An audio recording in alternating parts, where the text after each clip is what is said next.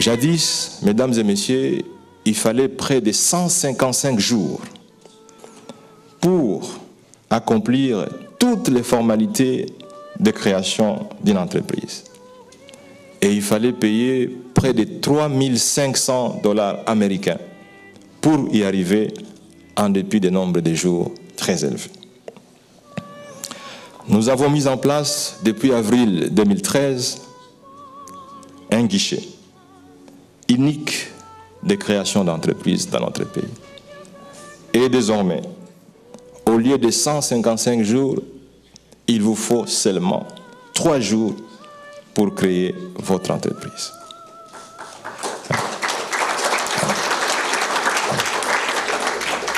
Et ceci a été témoigné par quelques investisseurs américains qui étaient de passage à Kinshasa et qui en ont fait l'expérience.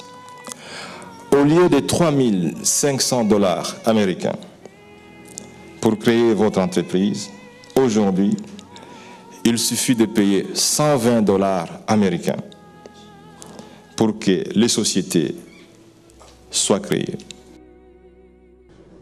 Notre mission, c'est aussi de vendre l'image, la bonne image de la République démocratique du Congo. C'est un accord avec le président de la République que nous avons répondu à cette invitation afin de pouvoir vendre la meilleure image de la République démocratique du Congo, notamment dans le domaine des affaires. Au cours de ces forums, la délégation de la République démocratique du Congo a pour mission notamment de démontrer le progrès économiques substantiels qui ont été réalisés par la République démocratique du Congo depuis plusieurs années et les opportunités d'affaires intéressantes qui s'offrent au monde des affaires néerlandais.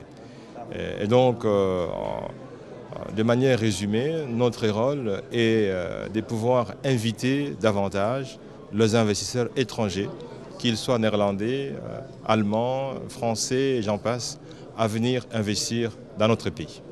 La sécurité juridique, judiciaire,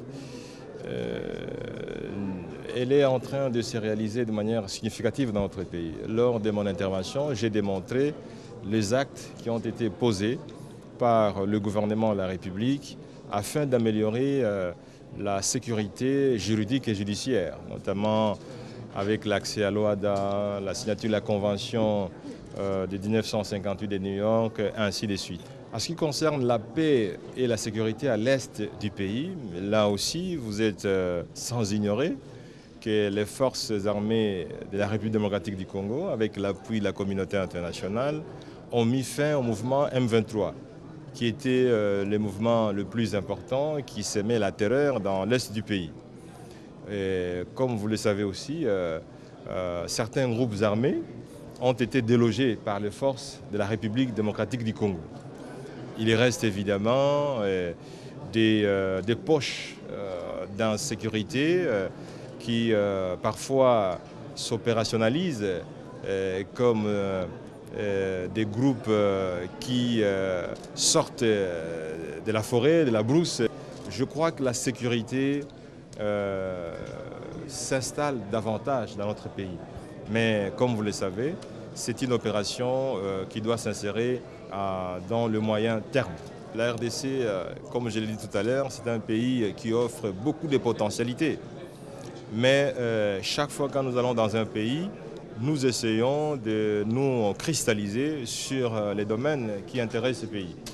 Et le royaume des Pays-Bas, c'est un pays qui a des spécificités, notamment dans le secteur agricole, dans le secteur de l'agro-industrie, dans le secteur portuaire, dans le secteur des nouvelles technologies. Et donc nous essayons, dans la mesure du possible, d'inviter les investisseurs néerlandais qui sont positionnés dans ce secteur de venir aussi en RDC parce que c'est un pays qui offre les facilités et les opportunités dans ces domaines aussi.